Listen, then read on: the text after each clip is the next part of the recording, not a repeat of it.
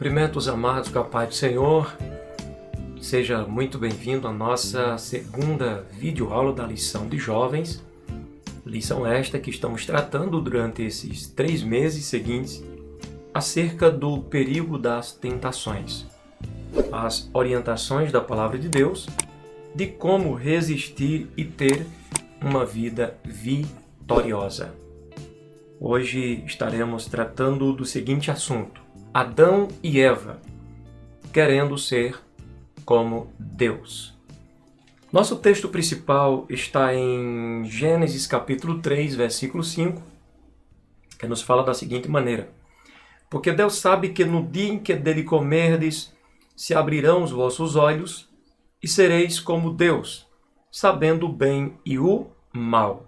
Esse versículo mostra o momento em que está acontecendo a tentação. O tentador citou essas palavras para a Eva, tentando despertar nela uma revolta contra Deus, para que ela viesse assim comer daquele fruto, pecar contra o Senhor e morrer. Bem, mas no decorrer da lição a gente vai estar vendo essa questão com mais detalhes. O fato é que posso dizer desde já para os amados que a tentação é algo que ocorreu lá no Éden e que de lá para cá acontece na vida de todas as pessoas, independente de quem é que seja essa pessoa, independente de qualquer coisa ou de qualquer posição que você tenha, a tentação vem sobre todos nós. Porém, em Cristo Jesus, nós temos o escape. Nosso resumo fala o seguinte: mesmo sendo criado sem pecado, o primeiro casal cedeu à tentação e desejou ser como Deus. Nossa leitura bíblica em classe encontra-se em Gênesis, capítulo 3, verso 1 ao versículo 11. Se os amados puderem atentar para a leitura, elas vai nos falar da seguinte maneira: Ora, a serpente era mais astuta que todas as alimárias do campo que o seu Deus tinha feito. E esta disse à mulher: É assim que Deus disse: Não comereis de toda árvore do jardim? E disse a mulher à serpente: Do fruto das árvores do jardim comeremos, mas do fruto da árvore que está no meio do jardim, disse Deus: Não comereis dele, nem nele tocareis, para que não morrais. Então a serpente disse à mulher: Certamente não morrereis. Porque Deus sabe que no dia em que dele comerdes, se abrirão os vossos olhos, e sereis como Deus, sabendo o bem e o mal. E vendo a mulher que aquela árvore era boa para se comer, e agradável aos olhos, e árvore desejável para dar entendimento, tomou do seu fruto e comeu, e deu também a seu marido, e ele comeu com ela. Então foram abertos os olhos de ambos, e conheceram que estavam nus, e cozeram folhas de figueira e fizeram para si aventais. E ouviram a voz do Senhor Deus, que passeava no jardim pela viração do dia. E escondeu-se Adão e sua mulher da presença do Senhor Deus, entre as árvores do jardim. E chamou o Senhor Deus a Adão e disse-lhe: Onde estás? E ele disse: Ouvi a tua voz soar no jardim, e temi, porque estava nu, e escondi-me. E Deus disse: Quem te mostrou que estava nu? Comeste tu da árvore de que te ordenei que não comesse? Nosso texto finda aqui, nossa leitura bíblica. Tem muita coisa a se observar nessa palavra. Então, o tema da tentação. O tema tentação é apresentado nas Sagradas Escrituras em diversos momentos e com diferentes pessoas. Nem mesmo o primeiro casal, criado em um estado de perfeição, escapou de ser tentado e de ceder à tentação. Nesta lição, veremos de que forma Adão e Eva, ainda que orientados por Deus, decidiram romper os limites estabelecidos pelo Criador. Os resultados advindos dessa decisão foram nefastos, destruidores para o homem e para a natureza, e perduraram e perduram até os dias de hoje. Olha que tragédia. Assim como o primeiro casal, estamos sujeitos à tentação, mas podemos escolher entre pecar contra Deus ou sermos fiéis ao Senhor. Desejar ser como Deus e ficar livre da consequência dessa escolha foi a chave usada por Satanás para tentar Adão e Eva, e eles se deixaram levar por esse desejo. Por qual desejo? Pelo desejo de ser igual a Deus. Porque foi apresentado para eles uma proposta, uma promessa, primeiro de que não morreriam e de que seriam iguais a Deus. O inimigo conseguiu meter na cabeça do primeiro casal, especificamente de Eva, de que Deus estava escondendo algo deles ou os prendendo, que existia uma liberdade a mais. De fato, o inimigo estava os enganando. Nós estamos tratando aqui de uma revista ou de uma lição direcionada aos jovens. E eu quero me direcionar aos jovens, aproveitando o tema dessa lição, para dizer que muitas vezes, na nossa juventude, a gente é tentado a desobedecer primeiramente nossos pais, com quem convivemos fisicamente todos os dias, com quem convivemos, digamos assim, fisicamente no sentido de eu estou vendo meu pai, estou vendo minha mãe, e muitas vezes nossos pais nos dão um determinado conselho, mas a tentação, seja através de um colega, de um amigo, né, que se apresenta para a gente insinuando que nossos pais estão nos privando de algo melhor. E que por muitas vezes, quando decidimos desobedecer nossos pais e passamos a desfrutar daquilo que nossos pais haviam nos dito, filho, filha, nunca prove isso, nunca faça aquilo outro. A gente acha que está sendo privado. Então, quando a gente decide quebrar essa privação e ir em direção àquilo que os nossos pais disseram não vai, quebramos muitas vezes a cara porque nos machucamos. E muitos são machucados sem retorno. Outros ficam com sequelas. Outros arrumam problemas que se desencadeiam para o resto da vida. Então o que aconteceu no Éden está acontecendo nos dias atuais. Quantas vezes o inimigo tem tentado as pessoas, especificamente a juventude, já que nós tratamos agora de uma lição de jovens. Quantas vezes o inimigo tem feito a cabeça dos meninos, das meninas, para que vá na contramão da realidade que pode lhes fazer bem. Quando decidem ir nessa contramão, logo percebem lá na frente que foram enganados pela tentação, de que os seus pais tinham razão, de que eram seus verdadeiros amigos, e de que aquela conversa de que era algo melhor estava sendo escondido, né? Seus pais estavam privando eles de algo melhor. Isso, na verdade, não existia. Então, aconteceu isso. Lá no Éden, a gente precisa ver isso daqui e saber tomar decisões. Escolher a obediência em vez de aceitar qualquer sentimento de revolta, qualquer sentimento, né, de desobediência. Então, primeiro capítulo, uma orientação dada pelo próprio Criador. A palavra de Deus nos mostra que antes do Eterno criar o primeiro casal, o mundo tinha forma e os animais já existiam. Deus não apenas trouxe ordem ao caos existente, mas também preparou um local devidamente adequado para que o homem e a mulher pudessem viver sem padecer qualquer necessidade. Na verdade, o primeiro casal não tinha necessidade de nada. Eles tinham um lar especial. Eles tinham a responsabilidade de cuidar daquele lugar maravilhoso. Era o jardim no Éden. Não lhes faltava nada. Eles eram... Adão tinha sua esposa. A sua esposa tinha o Adão como seu marido. Ambos tinham saúde, longevidade, vida eterna garantida. né, porque não morriam, antes do pecado não morriam, tinham vida garantida e, além do mais, tinham a presença de Deus na viração do dia. Então não faltava nada. Mas, mesmo assim, a tentação chegou e, por desobedecerem a voz do Todo-Poderoso, findaram perdendo esse paraíso maravilhoso.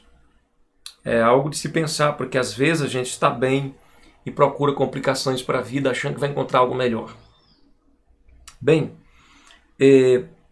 o homem não foi criado no jardim, mas foi ali colocado por Deus, não apenas para cuidar dele, mas também para guardá-lo. Veja que Deus colocou o homem no jardim com algumas finalidades. Claro, Deus sempre pensa no bem para a humanidade.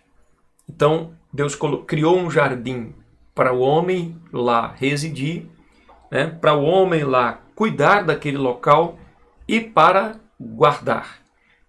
Certo dia alguém me fez uma pergunta. Alguém disse: pastor, por que Deus não impediu da serpente entrar no jardim? Observe o que está escrito na palavra de Deus. O texto é claríssimo ao dizer que a função do homem no jardim era guardar aquele local. Então a missão era do homem. A tarefa era do homem. A responsabilidade era de Adão. O responsável era Adão. Era ele que tinha que guardar aquele local. Então não foi Deus quem falhou. Quem falhou foi o homem. O homem que não foi criado como um ser tonto. Deus não criou o homem como um ser meio bobo, meio abobalhado. Não, de forma nenhuma. Adão tinha um hipernível de inteligência. Mas é necessário dizer que a tentação não respeita a inteligência de ninguém. É preciso temer a Deus para se desviar do mal. Porque nossa inteligência, nossa sabedoria não é capaz de nos levar a desviar das tentações. Veja, por exemplo, o exemplo de Salomão, o homem mais sábio da terra, com exceção apenas de Jesus Cristo. Mas caiu em tentações e era muito sábio. Então, somente o temor do Senhor nos levará a nos desviar do mal. Então, veja bem, Adão estava cercado de animais e desfrutava da companhia de Deus, mas o próprio Senhor afirmou: não é bom que o homem esteja só. Então foi quando Deus tira uma das costelas do Adão, né, e cria uma adjutora, alguém que lhe seja idônea, um ser semelhante a ele, alguém que possa estar ali em conexão com Adão, sempre cooperando com Adão.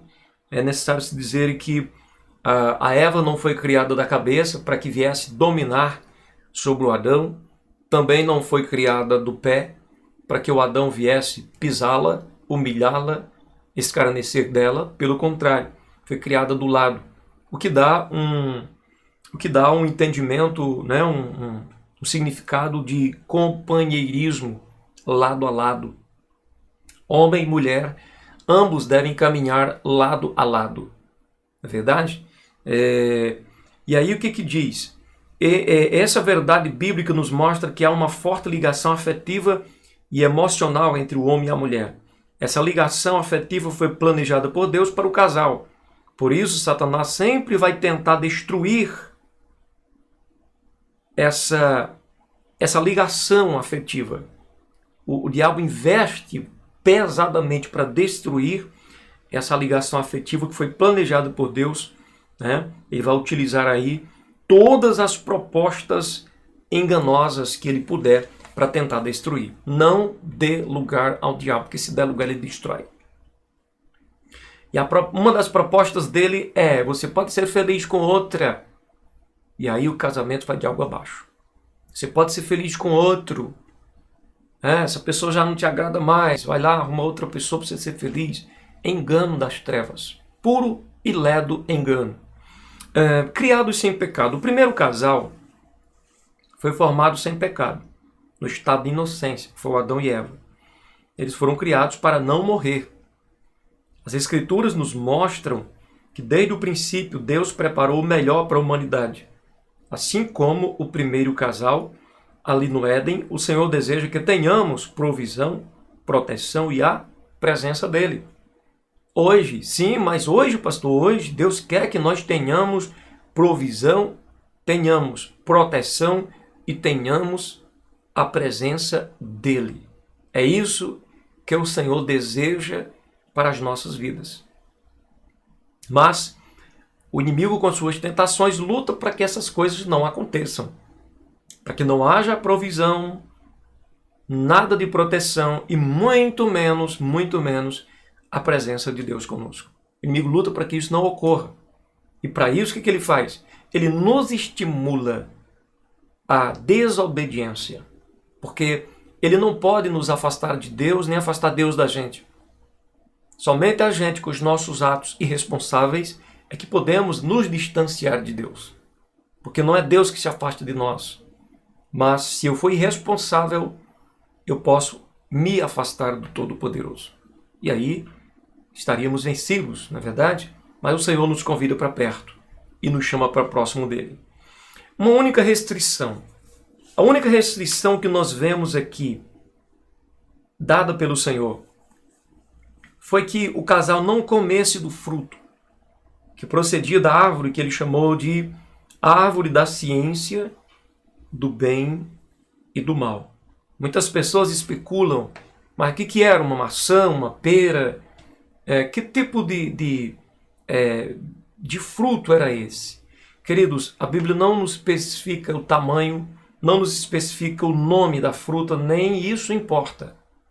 Isso não interessa para nós sabermos.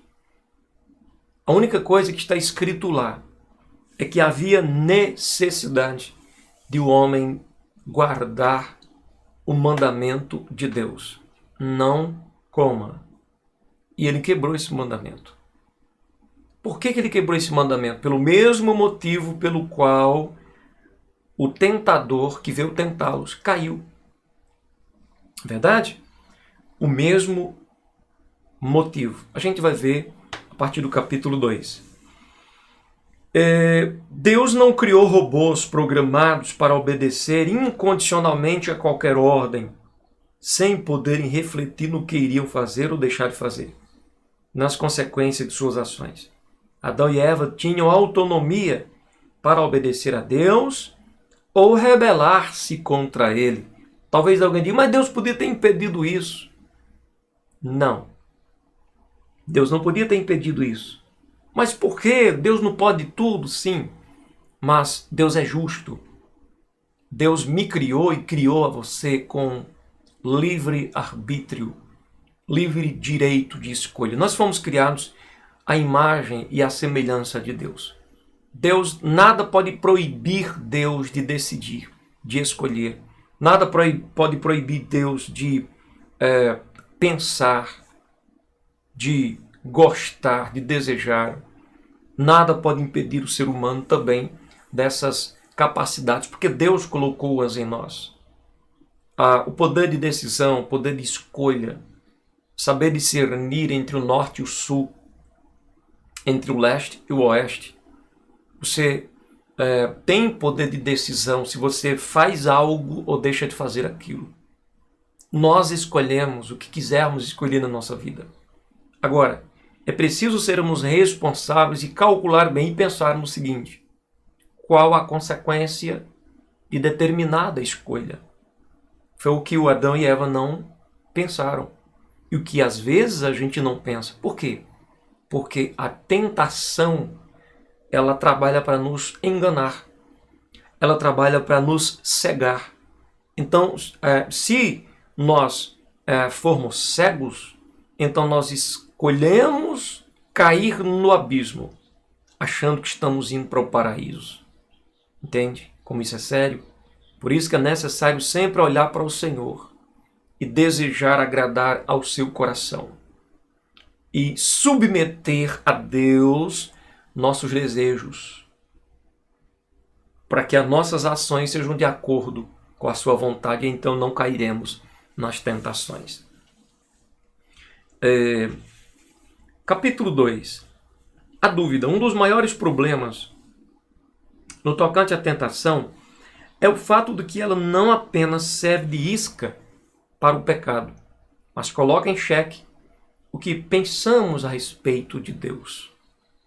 Muitas vezes, diante de uma necessidade, a dúvida aparece e pensamos: Deus realmente vai suprir minha necessidade?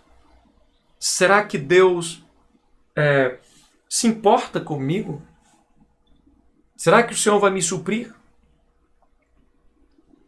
Ou será que Ele está me privando de algo que eu poderia ter? Entende? A tentação envolve muita coisa. Muita coisa.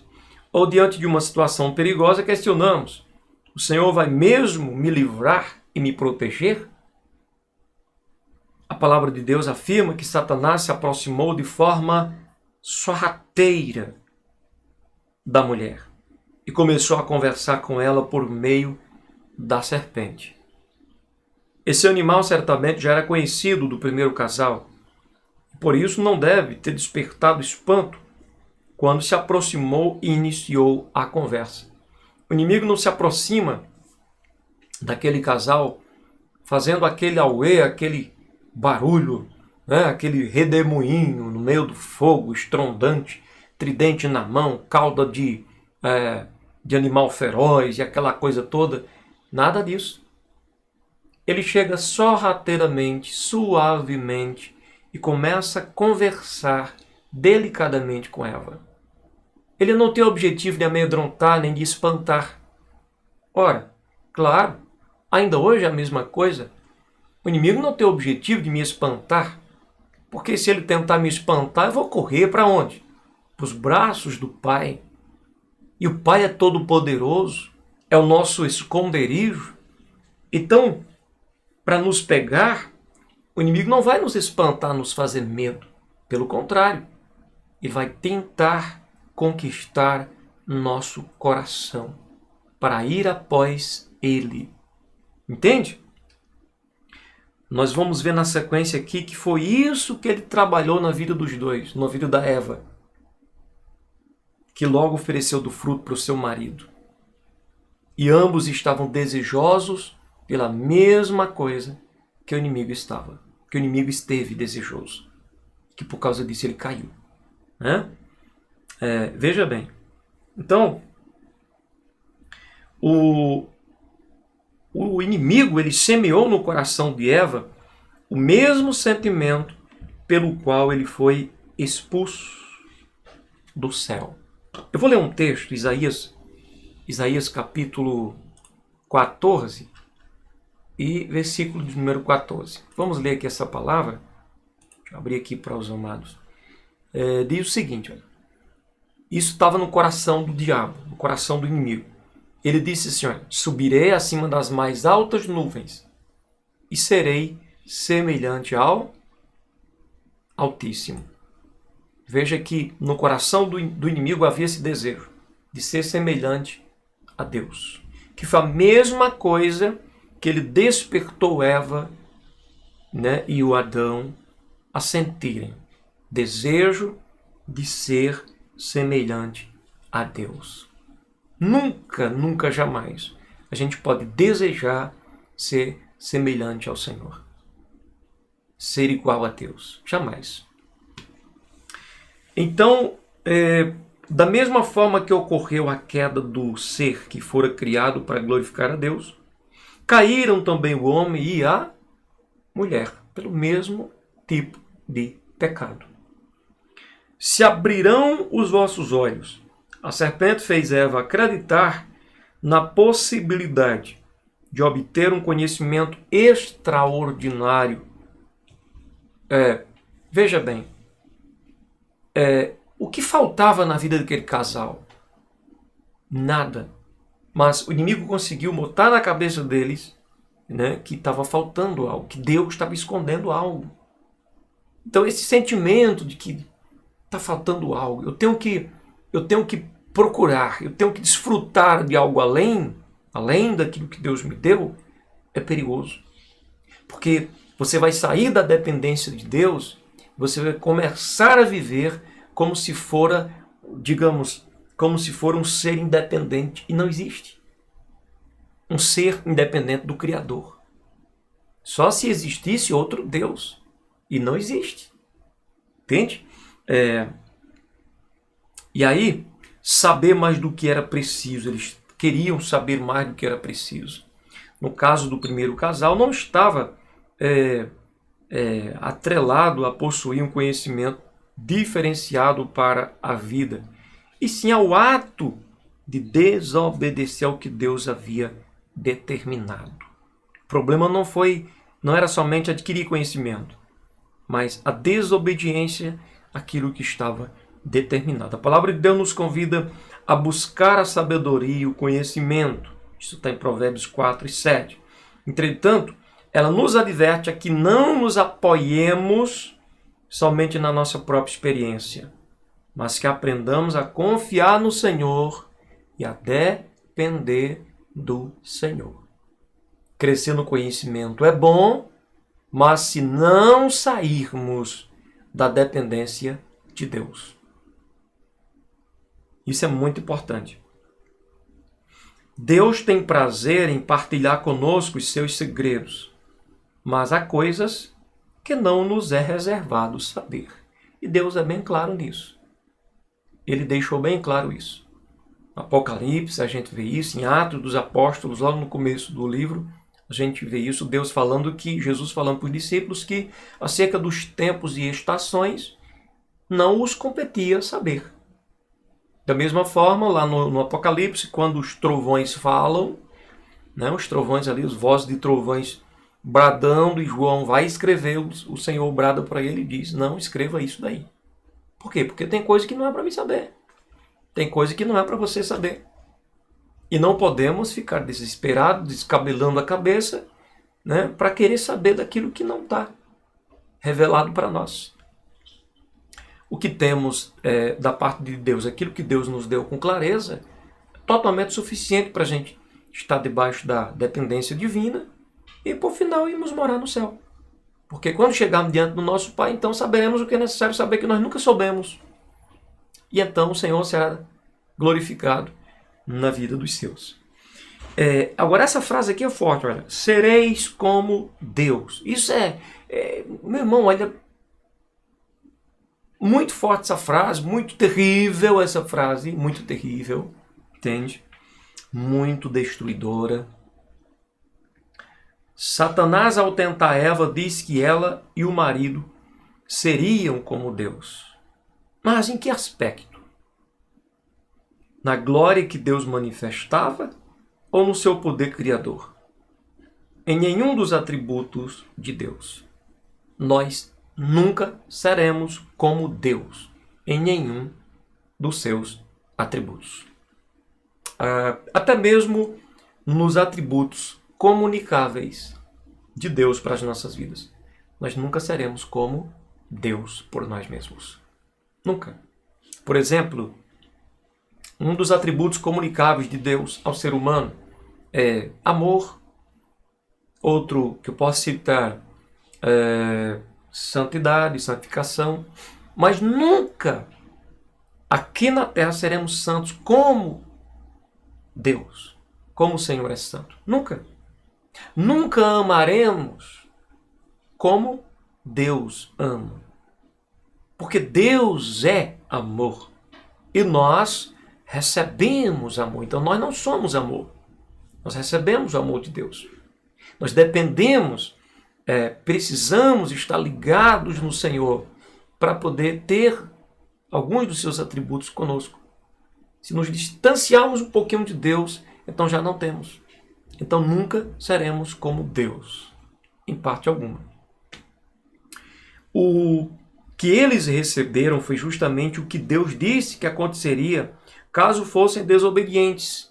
Deus avisou que se desobedecessem, morreriam. Eles receberam. Nada mais do que isso.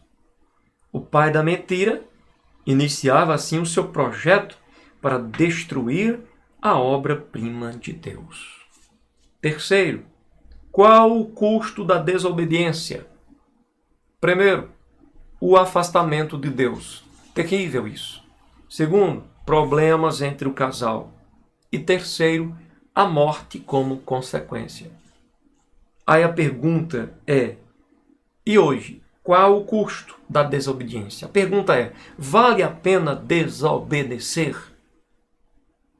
Vale a pena ceder às tentações?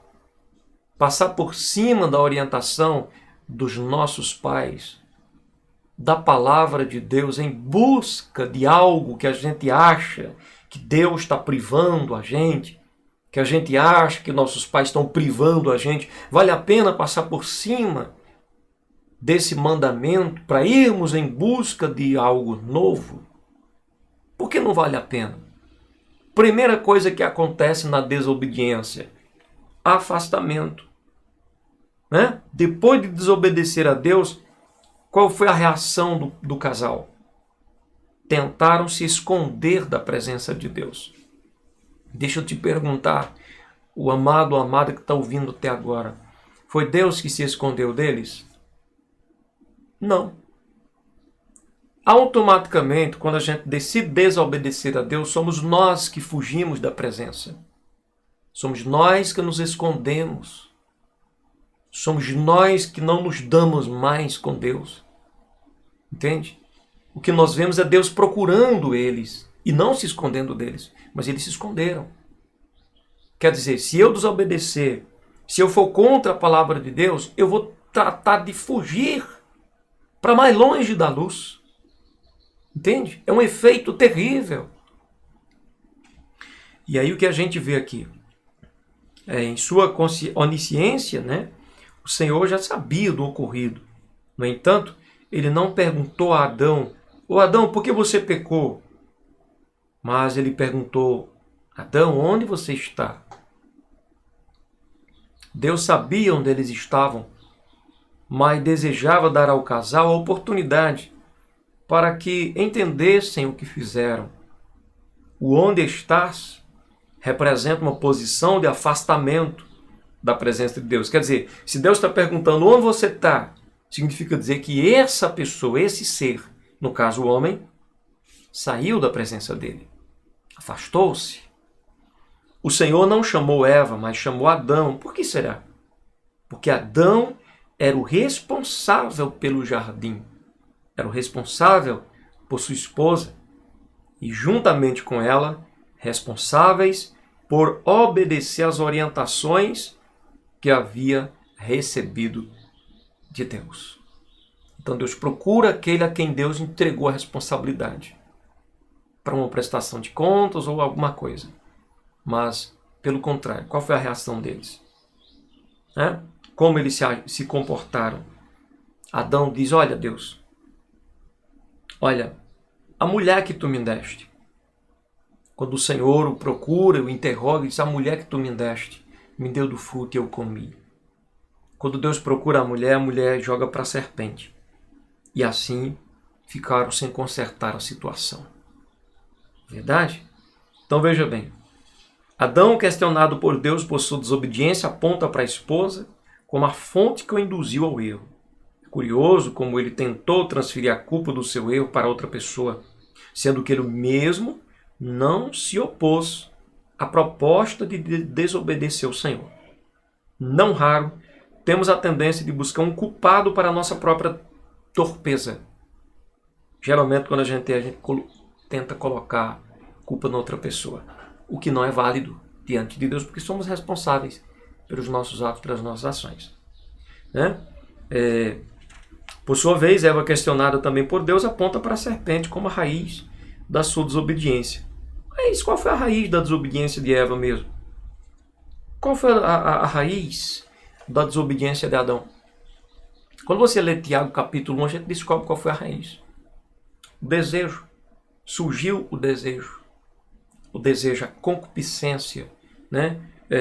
Trouxe o engano, junto com o engano, nasceu, surgiu. Né? A concupiscência finda gerando a morte. Porque quando você atende ao desejo, então você peca e morre. Foi o que aconteceu com eles dois.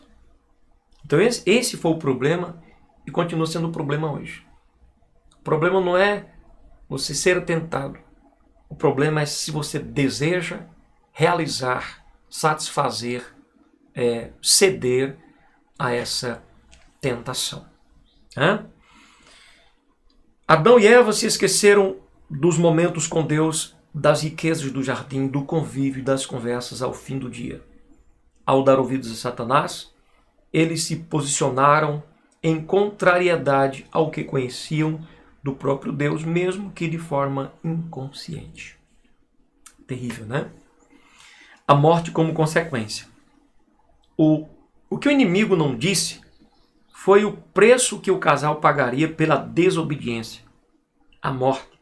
Satanás conseguiu, em poucas palavras, perverter no coração do primeiro casal toda a orientação que Deus dera. Até chamou Deus de mentiroso. E Eva não acordou para isso. Não, pastor, ele não chamou, não. Chamou sim. Quando que ele chamou? Quando ele diz, olha, certamente não morrerás. Quer dizer, se ele está afirmando que se eles comessem do fruto não morreriam, então ele está afirmando que Deus estava mentindo para o casal. Porque Deus disse, não coma, porque no dia que comer você morre. Então o diabo chega a dizer, não morrerás. Quer dizer, Deus, no inimigo, estava dizendo na cara deles, olha, esse com quem vocês estão tendo um relacionamento todo dia, que colocou você nesse jardim, que tem maravilha para vocês, está mentindo para vocês. Muito cuidado, porque hoje está acontecendo a mesma coisa. Muitas vezes o inimigo está chamando o nosso Deus de mentiroso e a gente está aí meio aéreo. Vamos pedir ao Espírito Santo que mantenha nossos olhos abertos para percebermos qualquer artimanha para a gente não ceder. Isso nos mostra que temos a inclinação de questionar o que Deus disse e, uma vez questionando, crer que é possível ultrapassar os limites por ele proposto, sem ver lá na frente as consequências. Muitas vezes não apenas questionamos o que foi falado por Deus, mas também desprezamos o que ele delimitou como consequências para os nossos atos. A busca pelo conhecimento jamais será vista como um mal. O que Satanás ofereceu a Adão e Eva foi um pseudo-conhecimento. Um conhecimento que não era aquilo que Deus queria. Porque tudo que eles precisavam, o conhecimento que eles precisavam, eles já tinham. Eles já tinham o conhecimento de Deus. Eles não precisavam conhecer o bem e o mal. Eles já conheciam o bem.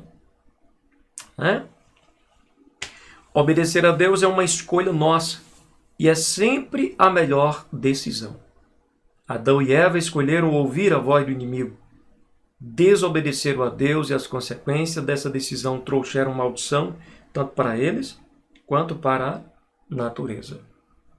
Então, dentro desse contexto, por exemplo, eu nunca usei droga, mas eu não preciso saber como que é usar drogas para poder evitá-la.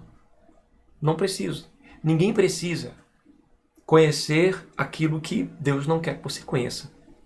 Porque se Deus não quer que você conheça algo, é porque Ele sabe que esse algo vai te fazer mal.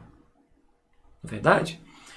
O primeiro casal passou pela primeira tentação e não conseguiu subsistir, porque preferiu dar mais valor ao que Satanás disse do que ao que Deus havia ordenado.